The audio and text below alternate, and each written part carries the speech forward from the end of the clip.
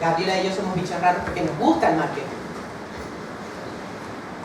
¿Cómo conseguir hacer una audiencia? ¿Cómo conseguir atraerlo a los lectores? Pues no sé si conocéis el modelo AIDA. Hay una cosa que es de economía que se llama el modelo AIDA, que es como si fuera un embudo. La parte de arriba tiene una A, que es la A de atracción. Luego hay una parte siguiente, que es la parte de interés. Después sería una parte de deseo. Y luego sería una parte de acción. Os lo voy a explicar por partes porque ese es el camino que tenéis que hacer, recorrer a vuestros lectores y cómo funciona el marketing realmente. Nosotros tenemos que hacer progresar a los lectores a través del embudo de ventas hasta que tomen la acción, que puede ser comprarte o puede ser no comprarte, pero que tomen una acción, no se queden indecisos en la nebulosa con, ah, sí, he visto esa portada, qué guay. Sino que la compren.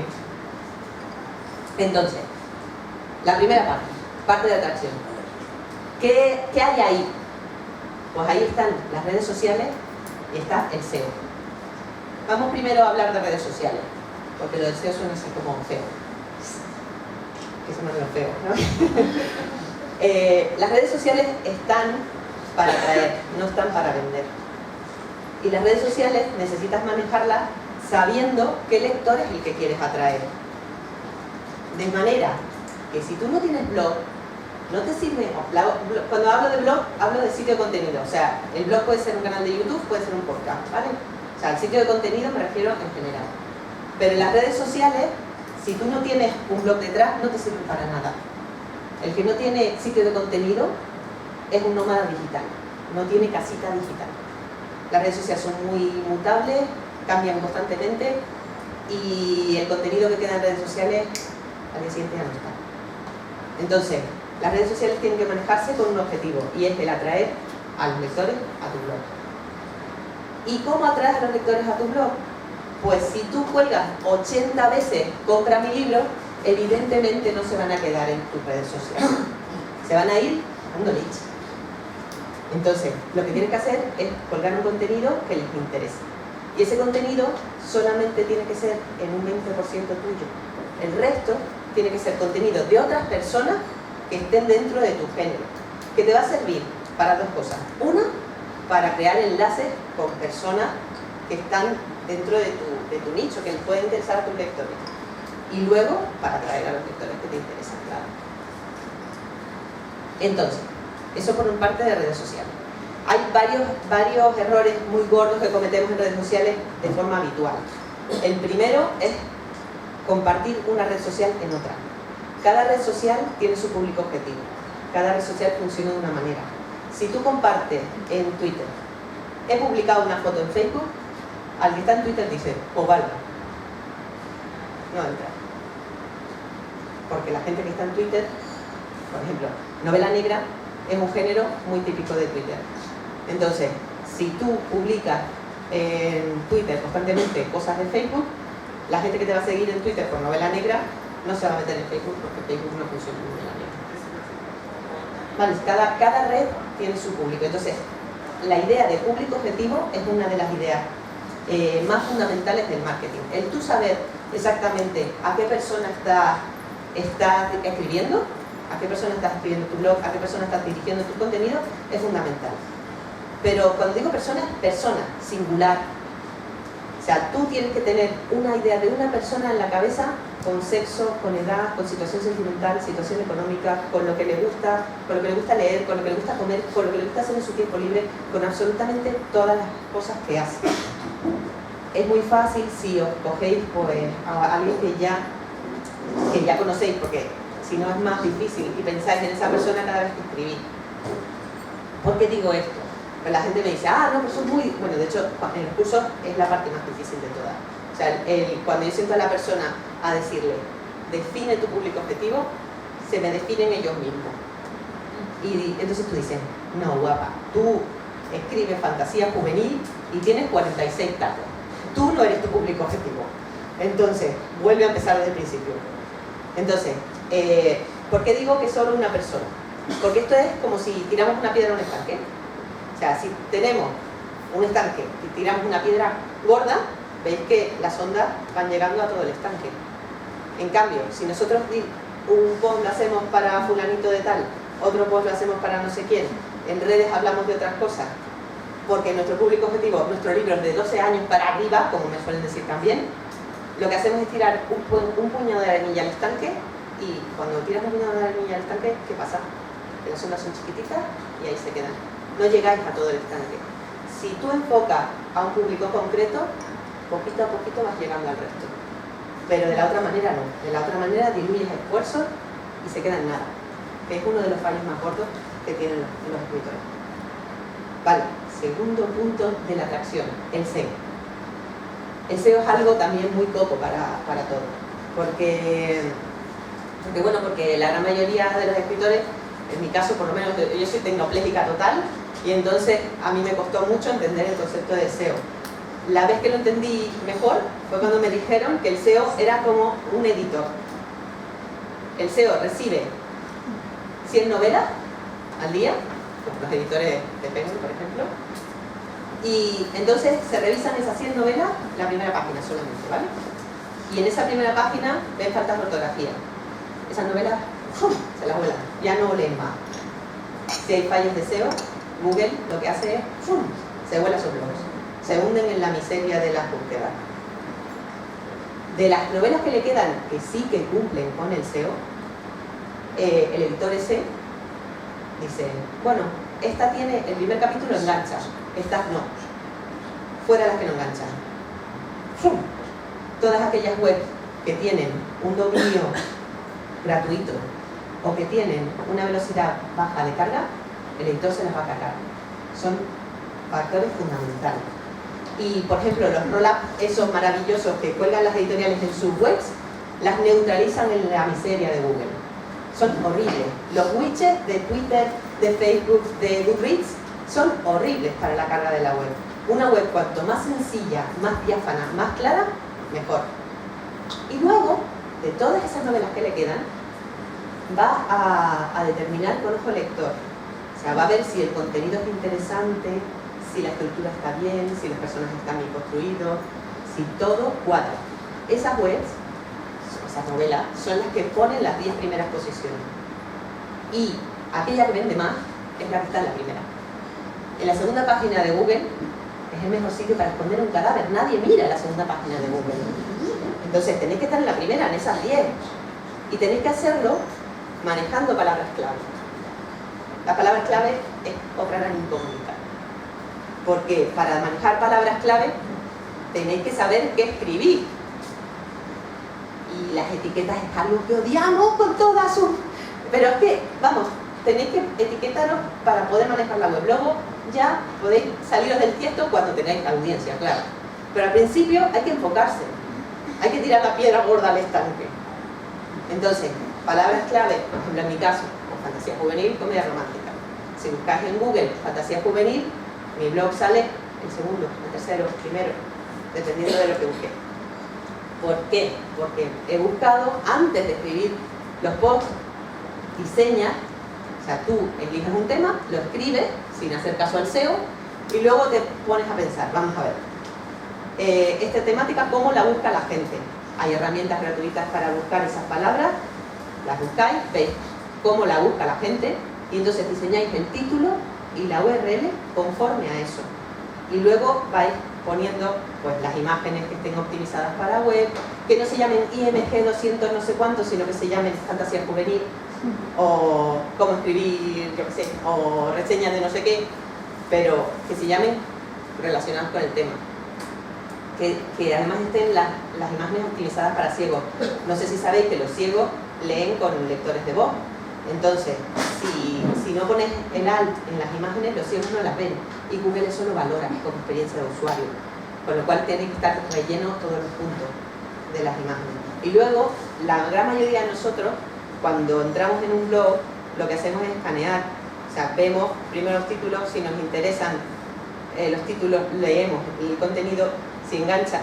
Hacemos lo mismo que con los libros. O sea, yo no sé si os reconocéis en esto. ¡Uy, qué portada más chula! A ver, ¿de qué va?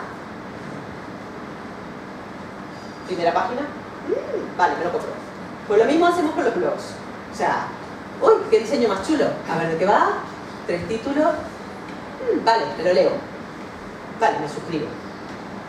Y ahí ya pasamos a la segunda parte del embudo. El interés. El interés lo desatáis haciendo un contenido bueno. Sois escritores, coño. Esforzaros un poquito, ¿no? Que hay blogs que dan pena. Hay contenidos que dan pena.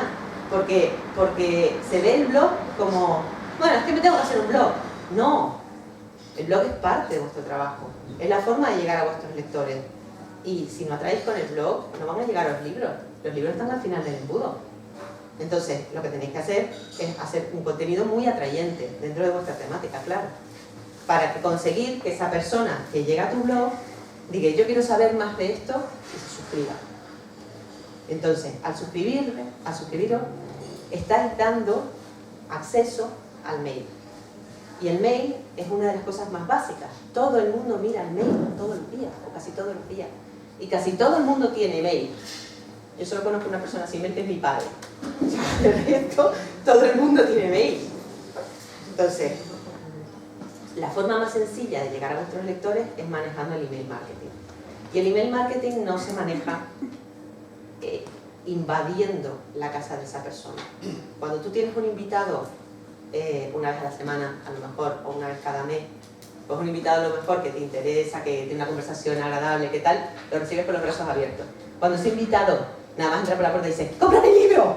Te dice, la siguiente vez te cierro la puerta, adiós. Entonces, tienes también que manejar bien el email marketing. Contenido interesante.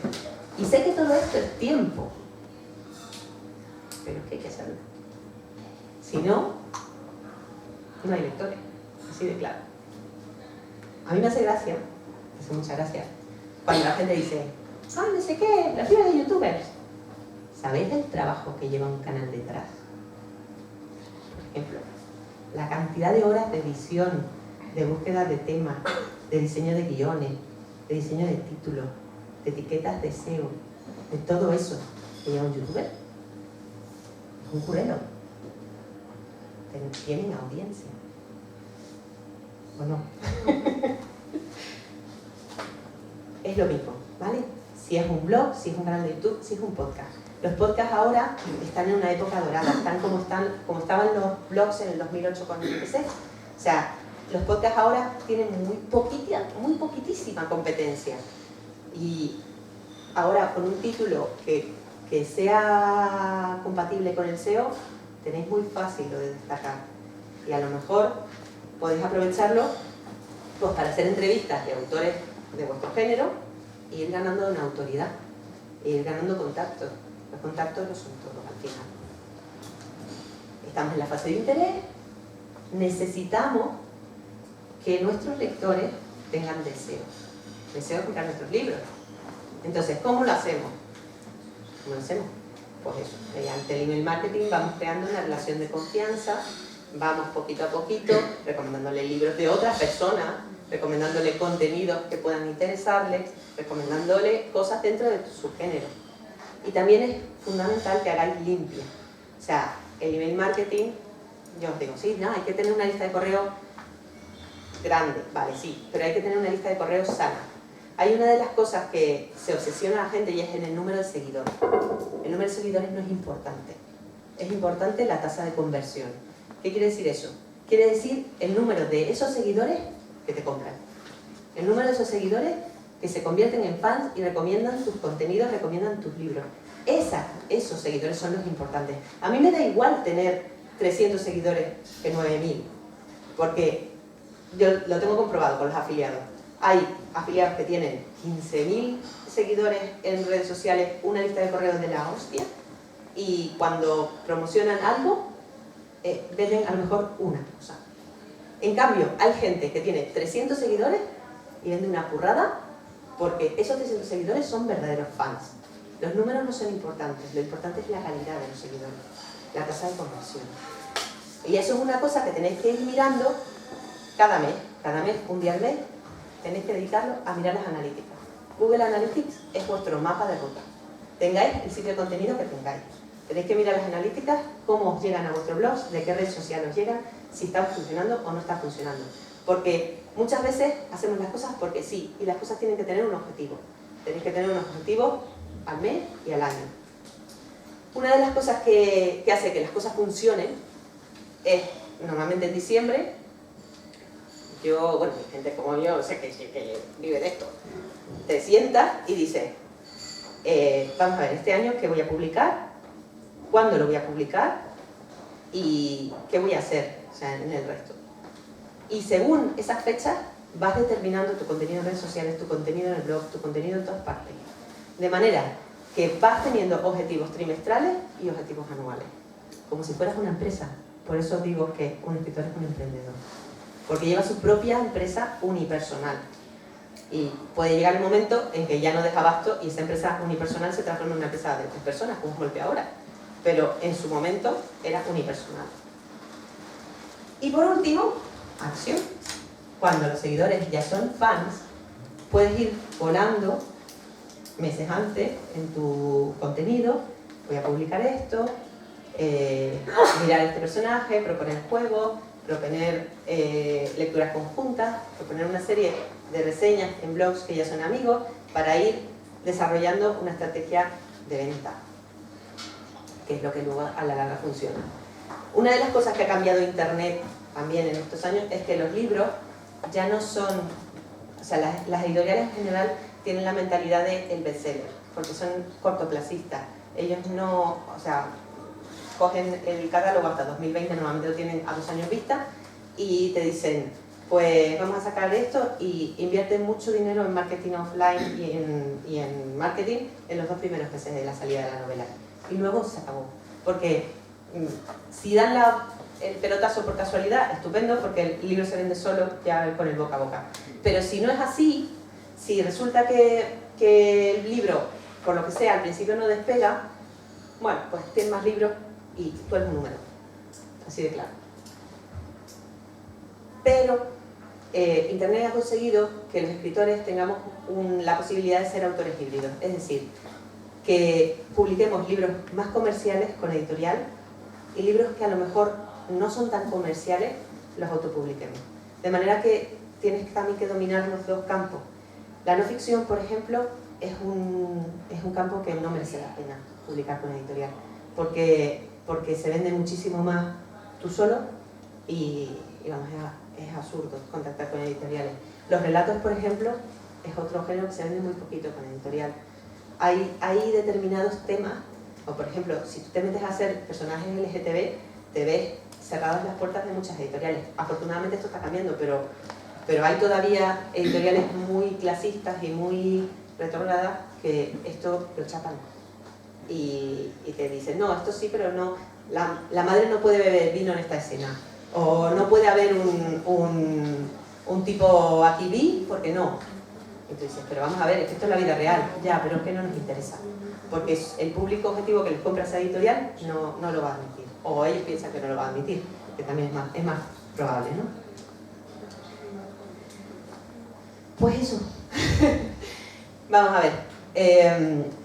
Mis charlas son muy cortitas porque quiero dejar salsa para las preguntas, que suele ser lo más interesante. Entonces, os doy la B. Si tú, por ejemplo, tienes ya una cuenta de Twitter, pero lo haces como una cuenta personal, ¿no? Para tus intereses en otras aficiones, entonces ¿tú consideras que debes utilizar esta cuenta personal para hacer marketing o crearte otra? La tendrías que modificar. Puedes usar la cuenta personal, pero la tendrías que modificar. O puedes crearte un mercado, ¿no? Sí, también. Pero tienes que llevar 2 cuentas de Twitter y al final lo que pasa es que la personal no la usa. Yo creo que una de las cosas que tienes que pensar es que tenemos poco tiempo y cuanto mejor economices el tiempo y más productivo seas, mejor. Entonces, las cosas que te hacen gastar tiempo, deséchalas. Una de las cosas mejores es aprender a decir que no.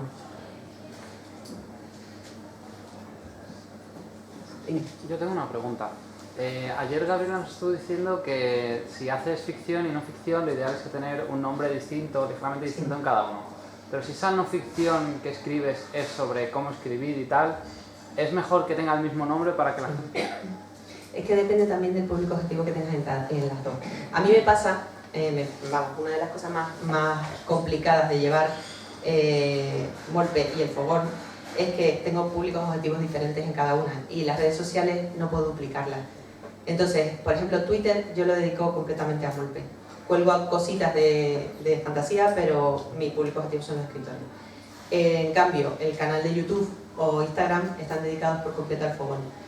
En Facebook tengo una especie de mezcla, yo Facebook lo odio con toda mi alma, entonces no me queda más narices que manejarlo porque casi todo el mundo tiene Facebook, pero vamos, es una red que no, aparte que solamente el grupo de escritores emprendedores sí que funciona, pero mi página personal la tengo con juegos y cosas de fantasía generalmente. Entonces, pues, vas moviéndolo como puedes. Es verdad que hay escritores, por ejemplo, Víctor Conde, se puso el seudónimo de Víctor Conde, decía más que moderno, o sea, no su nombre real, porque pensaba escribir con ciencia ficción Víctor Conde y luego, cuando se dedicara a la negra, escribir con su nombre real.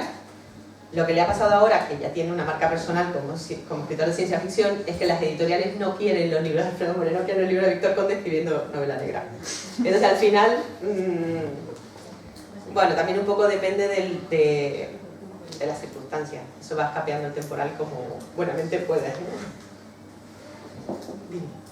Es que he visto mucho las ventajas de tener mail, de tener en el blog una lista de correos, pero yo no termino de verla. O sea, tienes que estar encargado de todas las semanas mandar contenido que a lo mejor podrías poner en el blog para que lo vea todo el mundo. ¿Cuál es la ventaja? Pues la ventaja es que no es la misma relación. Vamos a ver, cuando tú llegas a un blog, tú lees el contenido y te piras. La sensación de empatía que tú tienes con tu lector no es la misma cuando tú ves cada semana un correo de esa persona. Te da la sensación de que te lo dirige a ti, aunque tú sabes que no. Y muchas veces respondes directamente a ese correo. Y si la otra persona te responde, la sensación de cercanía que se crea con esa persona que te envía el correo no es ni de lejos la que tienes con el blog. Y eso no puede pasar también, por ejemplo, si preguntan algo en los comentarios. Sí, pero la gente no comenta en los blogs, ¿no te has dado cuenta? Eso ya no pasa. La gente te comenta en las redes sociales. Entonces, es muy raro que comenten en los blogs. Hombre, hay artículos que sí que tienen mucho contenido debajo, pero aparte, cuando tienes mucha audiencia, los comentarios son tropecientos mil, ¿sabes? Entonces, es mejor darle ese tiempo a la persona que te comenta en el correo, porque es mucho más cercano, que dársela a la persona que te comenta en el canal, en las redes. Al final, sí que es bueno que contestes, vamos. Pero si tienes 300 comentarios, pues a veces es difícil, porque el tiempo es el que es. A veces contestas el primero y luego vas poquito a poquito, pues dando me gustas o tal, a cambiar el temprano. Dime. Aparte te entiendo que la newsletter también te sirve para tener los correos de la gente, que es lo más... Sí, bueno, te sirve para tú anunciar tus novedades, eso también. No, pero ella ya lo decía, pues si las anuncias en el blog también, pero de esa manera las enfocas. Aparte que yo una de las cosas que hago es que siempre en todas mis newsletters, en la parte baja, están los libros. Entonces, muchas de las ventas vienen por ahí. O sea, la gente que recibe un correo toda la semana, no sé si sabéis que necesitamos una exposición de 7 veces a una cosa para decidirnos a comprarla. Entonces, si tú todas las semanas recibes un correo en la parte baja y un libro, al final dices, venga, vamos a darle un tiento. O en una semana dice, mira, es mi cumpleaños, he rebajado los libros a la mitad y dices, pues como está a la mitad, venga, va. ¿Sabes? Yo a mí lo que me pasa como usuario es que nunca me suscribo a ninguna lista de correo porque no quiero que me manden correos y me llenen la bandeja de spam. Entonces lo veo un poco contradictorio a lo que estás estudiando. No entiendo para qué se apunta a la gente que se apunta. Normalmente cuando tú haces una lista de correo, haces una lista de correo con un lead magnet. Un lead magnet es una cosa que tú le ofreces al lector para que se suscriba. Por ejemplo, esta semana Enrique Carlos Martín, sí, que es un ilustrador infantil, ha hecho una revista para niños. Claro, su blog es de literatura infantil y su público objetivo son los padres. ¿Vale? Entonces, ha ofrecido una revista con juegos y pasatiempos y cosas para niños dibujada por él. De esa manera, los padres se suscriben a su blog para descargarse gratuitamente la revista y saben que cada 3 meses van a tener una revista gratuita. Entonces, es una manera de enganchar a la gente y cada semana irles diciendo, oye, ha salido esto tal, te interesa de literatura infantil. Al final, yo me suscribo a muy pocos blogs que son los que realmente me interesa el contenido y los que realmente me aportan. Por eso te digo que es muy importante que el contenido de la newsletter sea contenido de valor. Yo no sé si tú estás suscrito a la newsletter de Gabriela. A mí la newsletter de Gabriela me encanta y no se me ocurriría darme de baja, porque siempre que mando una newsletter me sirve. En cambio, hay newsletter, ahora con el reglamento de protección de datos me di de baja de tropecientas mil. Porque claro, dije, bueno, este no. ¿Sabes? Al final, por eso os digo que es importante ser limpia, o sea, que una vez cada 6 meses te sientes, quites todas aquellas personas que no abren tus correos porque esas personas no te sirven. Entonces yo directamente los borro, me quedo con una lista más sana. A mí una persona que no me abra mi correo no me sirve para nada. Yo tengo 2 preguntas.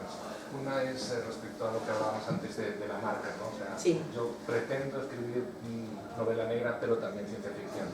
Tu consejo sería crear, en el caso del blog, 2 blogs totalmente separados, con ideas totalmente distintas. No, mi consejo es que busques el punto común, porque el tiempo es el que es. Entonces, si consigues un punto común entre los 2 géneros, es lo mejor.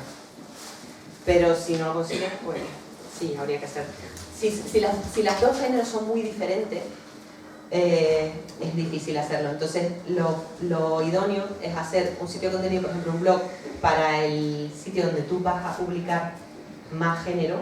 Por ejemplo, si vas a escribir más ciencia ficción, pues hacer un blog de ciencia ficción y luego un sitio de contenido diferente, un podcast, por ejemplo, para la novela negra. De manera que sean 2 públicos distintos, las mismas redes sociales, pero puedas ahí buscar.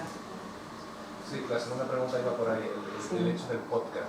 Yo el podcast, soy muy consumidor de podcast y me encantan los podcasts, sobre todo que son de divulgación, ¿no? O sea, por ejemplo, sigo uno de marketing online, ¿no? Que no tiene nada que ver con la escritura, pero es de marketing, me encanta. ¿Cuál? ¿Cómo se llama? Es un tipo que es de Barcelona, de Mataró. Joan Boluda. Está muy loco. Sí. Entonces es súper divertido. Pero claro, no acabo de ver yo como escritor hacer yo un podcast, o sea, los valores que es un aporta. podcast hablando de tu género. O sea, si tú, como escritor de ciencia ficción, haces un podcast hablando de las novedades que salen en el campo de la ciencia ficción, entrevistas a autores de ciencia ficción, haces reseñas de libros de ciencia ficción y hablas de todo lo que hay dentro de tu género, el lector de ciencia ficción te va a seguir. Claro, por ahí me estoy convirtiendo en algo más que un escritor. Soy un escritor claro. Que además se especializa en divulgar sobre... Eres un experto en ciencia ficción. Cuando tú saques un libro de ciencia ficción, tus lectores te van a comprar. Ahora, eso sí, tienes que dar la talla. Porque los lectores te van a dar una oportunidad. Si el primer libro está mal corregido, mal maquetado, tiene una portada horrorosa y tal, no te van a dar una segunda. Sí, pues si el podcast no es de un experto realmente, pues tampoco. Claro, exactamente. De todas maneras te vas haciendo experto en un tema con el tiempo, porque a medida que tú vas investigando, nos solemos mirar siempre a la gente que está por delante de nosotros, o sea, los corredores que van por delante de la maratón y dices, jo, me encantaría llegar a donde ha llegado este tío, pero no te das cuenta de que por detrás tuyo hay un mogollón más y que tú has leído mucho a lo mejor de tu género y que la gente que está empezando en ese género no ha leído ni la mitad que tú has leído y que tienes mucho valor que aportar. Entonces, no tienes que mirar hacia adelante solamente el siguiente paso, sino hacia detrás y el siguiente paso. Ya está. Porque si empiezas a mirar a la gente que está allí en la cabeza del maratón, te vas a amargar la asistencia. Dice, nunca jamás llegaré ahí. Tendemos a mirar todo el patio y no la siguiente baldosa, ¿sabes? Y al final baldosa va pariendo el patio entero. Bueno, ya está. A la hora de crear una lista de correo y demás, ¿cuáles son las herramientas? ¿Qué web, qué programas? Mucho, depende un poquito de lo que quieras conseguir. Normalmente casi todo el mundo empieza con MailChimp porque te dan autoresponder gratuitos, tienes hasta 2000 suscriptores gratis y tienes cosas chulas dentro de las herramientas que tienes y funciona bastante bien. Luego, cuando ya te empiezan a cobrar por suscriptores, la gente se suele cambiar pues, a algunos de los otros que son más baratos y que funcionan también igual con la autorresponden y tal. Pero vamos, que MailChimp para empezar está bien por eso, porque es muy fácil de manejar. ¿Te he respondido? Sí. MailChimp. Espera, ¿alguien por ahí? Ah, sí. Este es un caso un poco raro que te voy a preguntar. Estuve hablando con una manager acerca de las redes sociales y me comentó que ella a la hora de buscar pues eso, gente nueva y tal, no se fiaba mucho de la gente que a lo mejor tenía muchísimos seguidores en redes sociales tipo Instagram, tipo Twitter, porque ella entendía que esas personas estaban más dedicadas a un aspecto suyo de hacerse famoso que el hecho de trabajar mucho en su trabajo. Me quedé un poco como que era muy contradictorio, no sabía si realmente era porque... Mira, yo no sé con quién hablaste, pero no tenía puta idea. Pero que, vamos a ver. Son muy youtubers, a lo mejor algunos o algo así, y decía, vale, a la hora de trabajar no contrato a esta gente, sí tiene mucha visibilidad, pero no le contrato para un trabajo en concreto, porque está muy volcado en realidad en su faceta de promocionarse. Eso no es así, no es así ni de ningún. O sea, a mí, por ejemplo, hace nada me contrató Salvat para hacer una colección de fantasía juvenil y lo hizo porque 3 búsquedas que hizo en Google de fantasía juvenil le salía a mi web. Ya está. Ni se fijó qué seguidores tenía, ni los seguidores, ni que nada. Se fijan las editoriales que se fijan en los seguidores que tienen y tienes ojeadores en redes para ver quién está vendiendo en Amazon, quién no está vendiendo y tal. Yo empecé con editorial, publicando con editorial, luego autopubliqué la siguiente porque me di así de morros con el mundo editorial y todos mis pajaritos preñados de lo de que era ser escritor se me cayeron así como pum. Y es un libro que vende, o sea, es un libro que va por la 3ª edición para España y Latinoamérica y sigue vendiendo. Pero, claro, no, mis expectativas no eran las que eran reales. Y luego, ahora, que ya compagino las dos cosas, las editoriales han venido porque me han visto vender en autopublicación. O sea, que realmente lo que buscan es alguien que tenga lectores y que venda. Estas son empresas, al final. ¿Qué peligros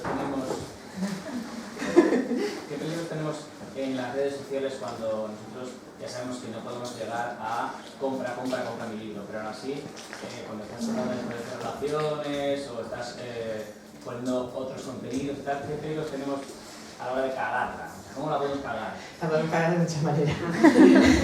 Vamos a ver, eso depende también de una de las cosas que tienes que tener también un poquito la cabeza bien amueblada y saber que Twitter es la jauría, o sea, así de claro, y que tú tienes que ser lo más neutral posible porque es tu trabajo, no es una cuenta personal.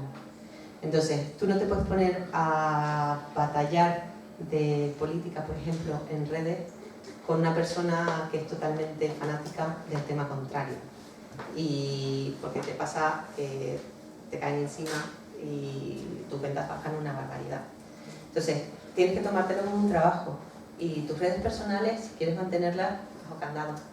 Ahí puedes hacer lo que te salga de los cojones y decirle a la gente lo que quieras, pero porque son tus amigos. Pero Twitter no son tus amigos.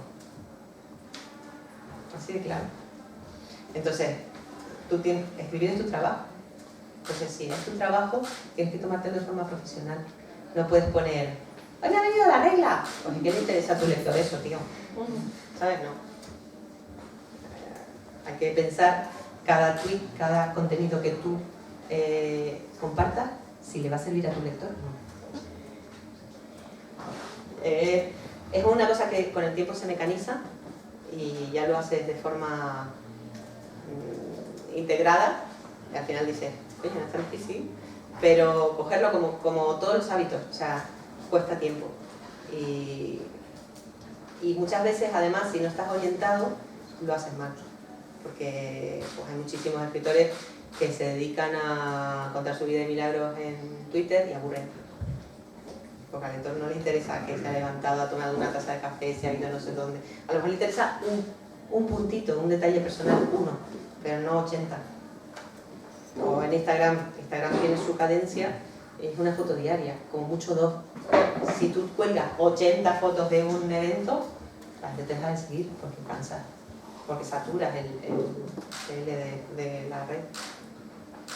Pero en esto que dices también está el caso contrario, que son la gente que hace marca de cómo es, por ejemplo, Lulu Bonflama, Cora Carracedo, que puede estar haciendo vídeos de cómo está haciendo pompas, diciendo papaya a la gente y a la gente le encanta y le siguen por eso y le compran.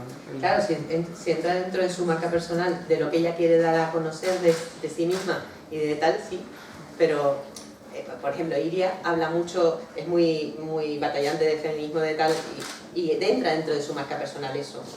Y ella lo asume dentro de su marca personal, pero es Reverte, su marca personal es ser mal educado en redes. Es su marca personal, y ya cuentas con eso, nadie va a dejar de seguirle. O sea, habrá perdido muchos lectores, pero se lo puede permitir ahora, ¿sabes? Entra dentro de su marca personal y quien le siga sabe que va a ser así. O sea, yo no digo que no lo hagas nunca, pero si lo haces, que sepas que vas a tener que llevarlo a muerte, con sus consecuencias negativas también. Entonces, pues bueno, tú decides dentro de tu marca qué es lo que entra y qué es lo que no.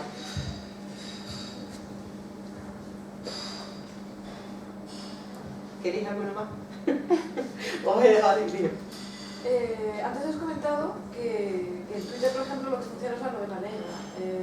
No, hay géneros, depende de cada público objetivo. O sea, por ejemplo, hay géneros que funcionan muy bien en Twitter, la ciencia ficción funciona en Twitter. Fantasía, por ejemplo, funciona más en Facebook. Sí, depende de la juvenil, no. Es que depende un poquito de... La juvenil funciona mucho en Instagram y en YouTube. Entonces, claro, tienes que saber a qué público te diriges. Por eso os digo que el público tiene que estar con pelos y señales, y dentro de los pelos y señales tiene que estar qué redes usan. Y una cosa que sí que os recomiendo es que os centréis en una red, como mucho dos. O sea, porque si no os volvéis locos. En mi caso, porque tengo que dominar todas, porque la gente me viene luego en los cursos a ver cómo funcionan, ¿no? Pero yo tengo mis redes preferidas y son las que más potencio, ¿no? No os volváis locos con un perfil en cada red, porque no hay nada que dé más peor imagen que una red no trabajada. O sea, una red con un hola, aquí probando Twitter y ya está. A ver, 2 seguidores. Queda fatal. Da una imagen de poco interesante que espanta a los lectores a 1 kilómetro. ¿Y para ayudar a hacer esa visión de público objetivo, cómo se podría hacer? Porque claro, uno conoce su obra y la conoce uno, y a lo mejor un beta o un corrector, pero si nunca has salido más allá, ¿cómo? Normalmente lo que haces es eso, sentarte a diseñar punto por punto la persona y luego ir viendo si en Google Analytics, según lo que vas viendo, si las personas que entran en tu blog cumplen esos estándares que tú has diseñado. Lo vas modificando poquito a poquito a medida que vas viendo cuáles son tus lectores. Tú tienes que tener una idea al principio, digamos, un poco subjetiva, y luego la vas modificando con las analíticas. Por eso Google Analytics es súper fundamental para poder progresar, y por eso WordPress.com es una opción nefasta. Es la peor opción como blog. O sea, podéis tener un blog en Blogger con dominio o un blog en WordPress.org con dominio. Pero un WordPress.com no permite Google Analytics. Entonces vais a ciegas totalmente. Durante siempre. Os lo aseguro, yo lo estoy sufriendo. Y tengo una pregunta sobre, por ejemplo, en el caso de los escritores bilingües, gente que publica en castellano asturiano, castellano catalán. En ese caso, ¿cómo debería orientar las redes sociales? ¿Bilingües? ¿Traducir, o sea, a ponerse tu contenido? Si vas a publicar en castellano, O sea, dependiendo de la obra, ¿no? No. No, me refiero, y gente que... ahí lo tenéis bastante jodido. Lo digo porque, vamos, yo he tenido alumnos con ese problema. Entonces, en las redes sociales, que os entiendan todo, porque no sabéis quién las está leyendo. Y el problema es que luego, por ejemplo, en el caso de Galicia tiene un núcleo de escritores muy cerrado.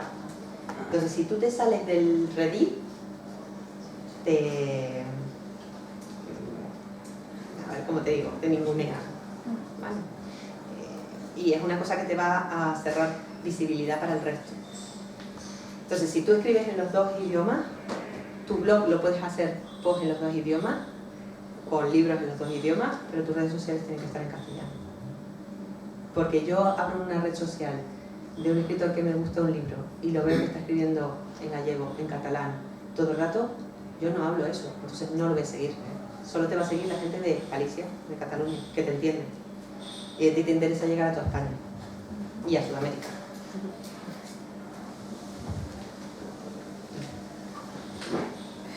Vale. Cuando escribes de distintos géneros, tienes distintos públicos objetivos. Esa me la estaba esperando, fíjate, no la había dicho nadie. No sé exactamente cómo formular la pregunta, pero creo que sabes por dónde va. Sí, cuando no tienes definido tu trayectoria y no sabes si vas a escribir, yo es que no quiero encasillarme, no quiero quedarme en un solo género, quiero escribir ahora una novela de histórica y mañana una de romántica. Pero lleva poquito. Vamos a ver, lo normal es que pienses en las 2-3 primeras novelas. No sé si conoces a John Boyne, que es un tipo que es un escritor inglés, que sus primeras novelas, bueno, es el que escribió El niño con el pijama de rayas. Sus primeras novelas son de esa temática y luego ha escrito de todo. Una vez tú tengas una audiencia formada, te puedes permitir el salirte del tiesto, pero tienes que tener una audiencia formada, porque luego ya no es lo que tú escribas, eres tú. O sea, ya llega un momento en el que la persona te va a comprar a ti porque eres tú, que ya va a ser fan tuyo y le va a dar igual que escriba. O sea, J.K. Rowling, por ejemplo, la gente compró el primer libro de Robert Galbraith de novela negra porque era ella, y sigue comprando sus libros porque era ella, y son totalmente distintos los géneros, totalmente las marcas distintas.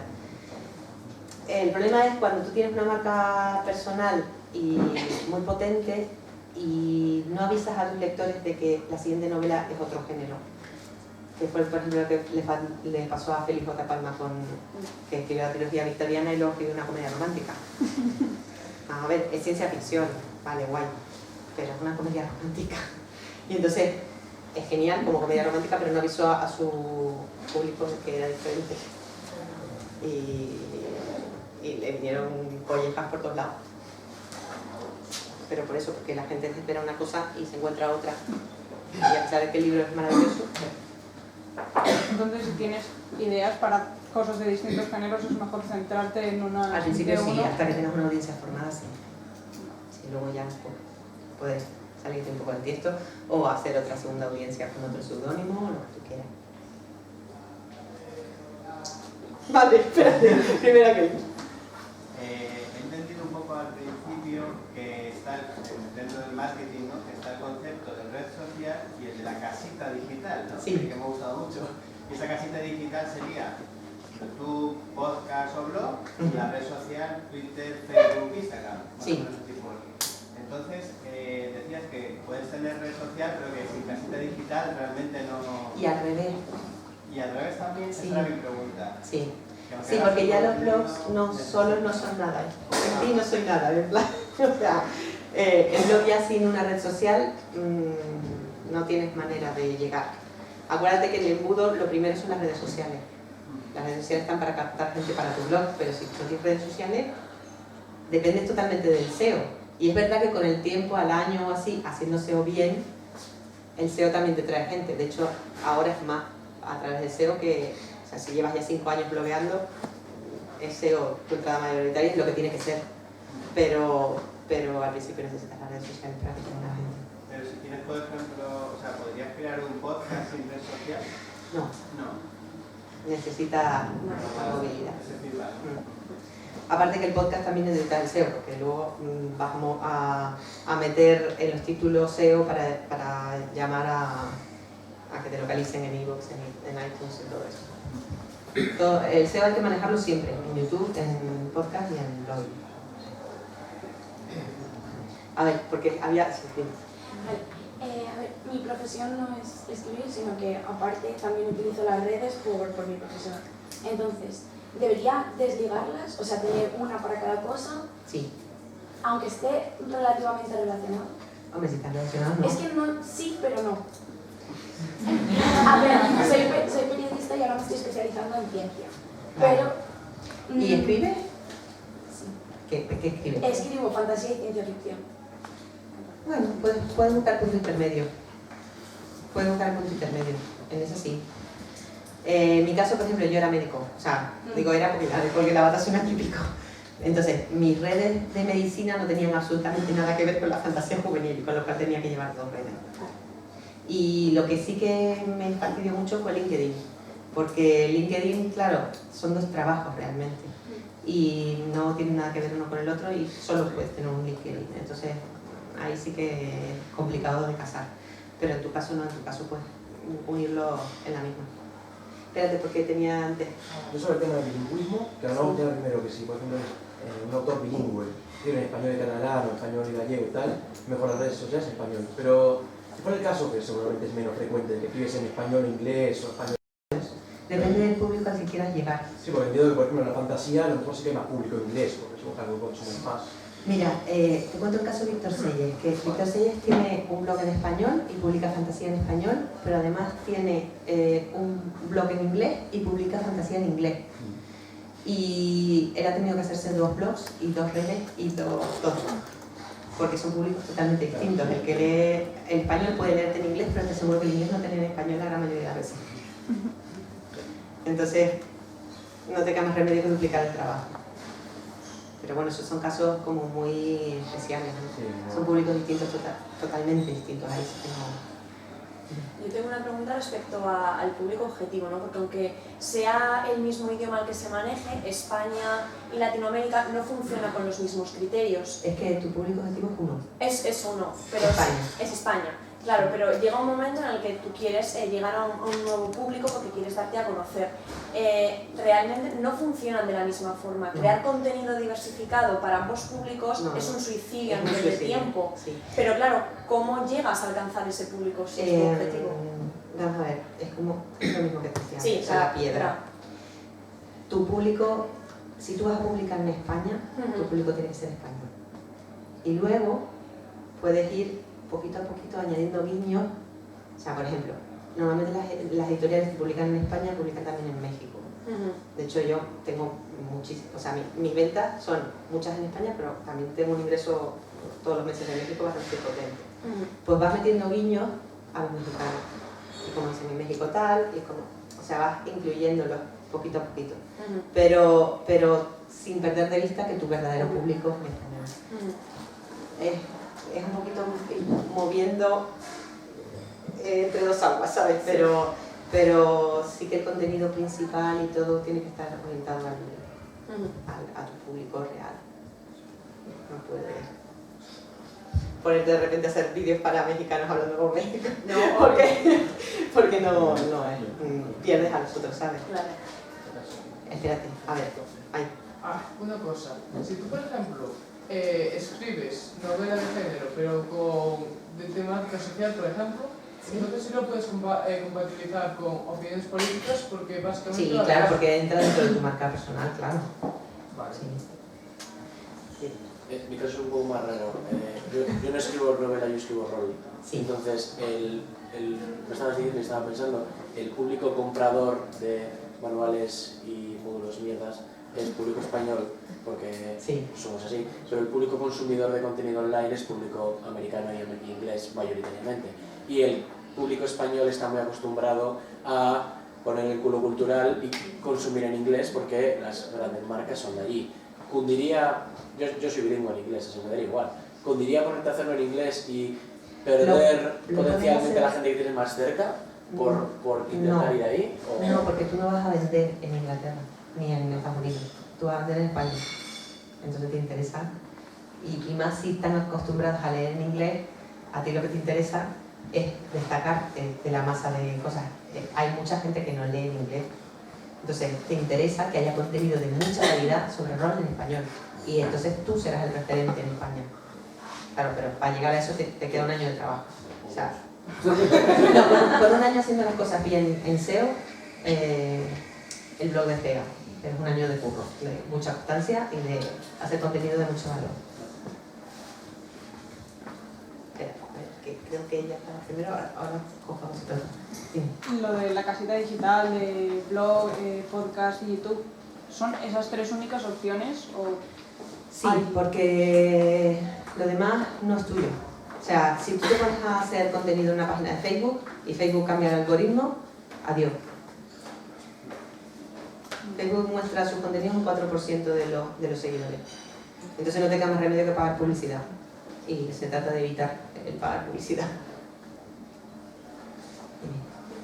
Si tú eres autor híbrido y por ejemplo en tu publicación tienes un género y en publicación por editorial tienes otro, ¿cómo tienes que enfocar tus redes sociales? ¿Tienes que hacer uno por cada uno o enfocarte en cada red social? Dependiendo de qué género sean los que mueven. Romántica y juvenil. Entonces sería algo... Género punto intermedio, África Ru es ese punto, por ejemplo. Tiene un perfil de Twitter muy enfocado a sus lectores y muy bien llevado además. Entonces tiene los dos géneros y lo que hace es simultanear cosas comunes. Sí. ¿Tenemos plataforma de contenido tipo YouTube o un blog o podcast? Sí. ¿Qué es mejor? ¿Subir contenido periódicamente, una semana o 2 semanas? ¿O subir contenido de calidad cada mes? En YouTube es mejor subir periódicamente. Porque las arañas de Google pasan, bueno, y en los blogs igual, o sea, Google pasa las arañas cuando tú subes contenido nuevo. Y si lo haces de forma constante, Google va a priorizar tus contenidos con respecto a los de otros que a lo mejor tienen una calidad más o menos igual, porque eres constante. O sea, la constancia influye en el algoritmo. Entonces, verás pues canales que a lo mejor no tienen un contenido muy chulo y canales que tienen un contenido muchísimo más chulo, más trabajado, pero que no publican a lo mejor tan a menudo, que el que tiene contenido mucho más constante tiene muchos más seguidores, porque lo muestra más en las sugerencias de YouTube, lo muestra mucho más, porque después de todo YouTube es un buscador y es de Google. Claro, como que YouTube no sabe qué contenido de calidad, ¿no? Claro, hombre, lo sabe porque ve si la gente se va en los primeros minutos, se va al final, si esa gente cada vez que tú publicas entra, o sea, todo eso que son datos objetivos, YouTube lo sabe y determina, pues, si tú tienes mucho efecto rebote de que entran y con la misma se van, sabe que tu contenido no merece la pena. Pero si la gente se queda hasta el final del vídeo, hasta casi el final, sabe que tu contenido merece la pena y sube y lo relaciona con las palabras claves que tú pones. Por eso es importante también etiquetar muy bien.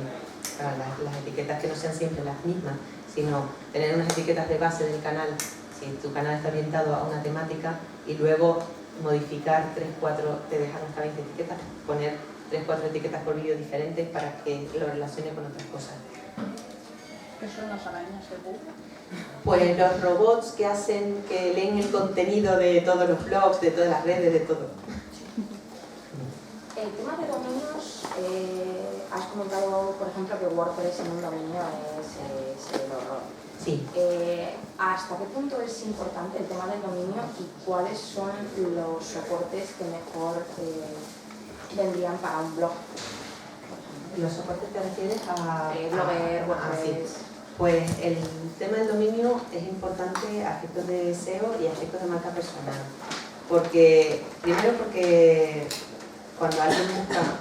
Lo del dominio es complicado de elegir porque puedes elegir o bien un dominio con tu nombre o bien un dominio con tus palabras clave. Depende un poquito del blog, cómo lo vayas a orientar después. Pero si tienes un dominio con tu nombre, como escritor es lo más normal, pues te permite, si tú cambias de opinión en un momento dado o quieres reorientar el blog a otra temática, te permite seguir manteniendo la autoridad del dominio. En cambio, si tú pones un blog acorde a SEO por temática, por ejemplo, comediaromántica.com, ¿no? Y claro, te viene muy bien a efectos de SEO porque enseguida te van a localizar, pero no tienes la posibilidad de jugar en el futuro con eso. Si cambias de temáticas, si de repente te pones a escribir thriller, pues el blog ese de comedia romántica no te sirve para nada. Entonces yo siempre recomiendo que cojáis vuestro nombre. Pero luego, a efectos de plataforma, WordPress.org es lo más profesional. Si lo tienes como algo profesional, tienes que ser profesional en principio. Y cuando uno monta una empresa, o aunque sea unipersonal, hay que invertir. Para lucir hay que invertir. Y entonces, invertir en hosting, invertir en dominio, invertir en formación. Y continuando un poco la misma pregunta, si tienes conocimientos de programación y puedes crearte tu propia página web... que tiene mucho yo. Esa era la pregunta. Sí, que sí. Vamos, yo pagaría por eso. Así que quien tiene un informático en la familia tiene un tesoro. Dime. Tú levantaste la mano antes, ¿no? Aprovechando que tengo un compadre rolero, nuestra obra está muy inspirada en una ambientación, pero luego cuando te paras a leer el libro se desvincula mucho de esta. O sea, la usamos, por así decirlo, como de base, pero luego la cosa acabó en otra cosa. ¿Deberíamos decir claramente que estamos, en qué nos hemos inspirado, o deberíamos dejarlo como algo tan tangencial? No, además te sirve como producto aparte. O sea, vamos a ver, si tú tienes un world building basado en un juego de rol, que si es un juego de rol propio, lo puedes vender. Y si es un juego de rol de otro, lo puedes vender como afiliado. Y son ingresos pasivos, que te ayudan a vivir como escritor y a tener tiempo para escribir. Muchas gracias. Hablando de lo de escribir distintos géneros y cómo enfocar el blog, ¿ves un punto de unión entre thriller doméstico, que llaman ahora, y romántica? Pues depende de cómo enfoques el thriller, claro. Si tienes su historia de romántica, pues sí puedes a lo mejor llegar a un punto intermedio. Depende un poco de cómo sean las novelas y cómo... No tienen nada que ver. Pues me temo que no, entonces. No, sería mejor... Dos blogs o dos sitios de contenido diferentes. La romántica funciona muy bien en Facebook y como ahora, la verdad, mira, los blogs de romántica en general hay destacadas excepciones, pero los blogs de romántica son normalmente una belleza. O sea, es muy fácil destacar en ese género porque están muy poco trabajados y son blogs muy horribles. Entonces, es muy fácil destacar, es muy fácil posicionarse. Por ejemplo, la romántica en podcast apenas tiene nada. Entonces, también es fácil por ahí. Vale, gracias.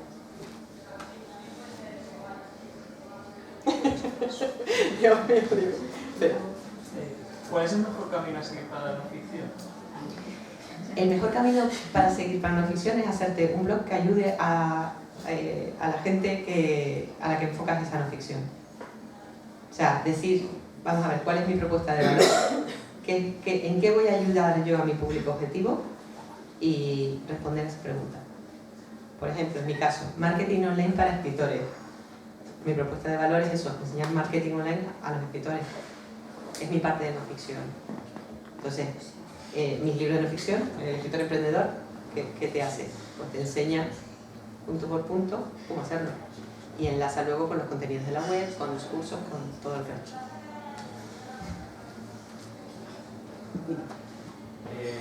Bueno, pues me acabas de pisar un poco la respuesta porque acabas de enseñar marketing online para escritores, pero ahora nos vamos. Si queremos ampliar todo esto, nos ha recomendado también el blog de Gabriela, tú tienes plataforma, das cursos. No se le ve el número ni nada, ¿eh? No vamos a decir, pero esta gente quiere saber. Tengo curso. No, yo una de las cosas que me pasó es que cuando... Vamos a ver, yo empecé en esto porque era community manager de una página médica. O sea, vamos a ver, os voy a contar la historia. Yo empecé en los blogs en el 2008. Yo soy anestesista. Aunque ya no trabajo como anestesista, pero soy anestesista. Entonces empecé con un blog para anestesistas en el 2008. Era un blog de comedia. El blog, ante mi sorpresa, empezó a tener muchas visitas. ¿Por qué? Porque di con un público objetivo concreto. En ese momento no había blogs para anestesistas y el único era el mío. Y además era como SEO anestesista. Lo primero que salía era yo. Para gran cabreo de todos mis jefes, que cada vez que buscaban algo de anestesia salían mis chorradas.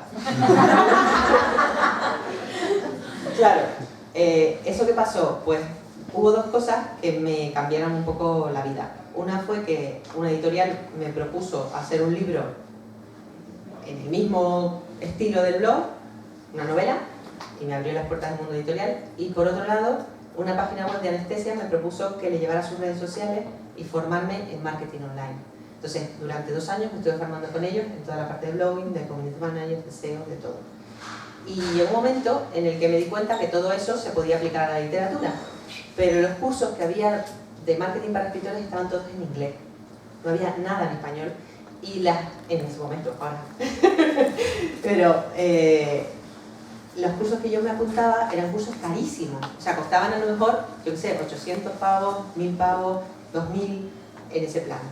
Entonces yo dije, bueno, tiene que haber alguna forma de poder acercar esto de una forma más barata. Y entonces se me ocurrió hacer un Netflix de cursos, que es realmente lo que está en Molpe. Tú pagas un año de cursos y tienes derecho a todo el curso, resolviendo las dudas de los que tienes. Esa era una de las opciones, pero luego hay gente también que empieza muy verde y que necesitaban tutorización. Entonces tengo cursos tutorizados también para ir guiando y que tengan una base para luego tirar solo.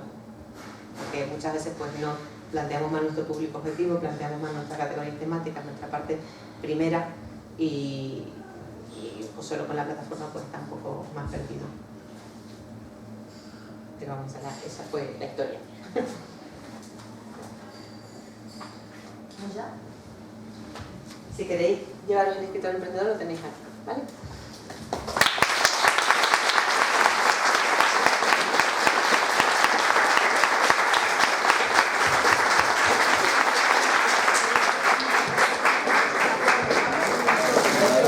Muchísimas gracias, Ana, por apuntarte este año al taller. Muchísimas gracias a vosotros por venir. Muchísimas gracias a vosotros, como siempre, que son geniales. Y bueno, salid de ahí y vended muchos libros. Y que aquí está el libro de Ana, ¿eh? Comprar.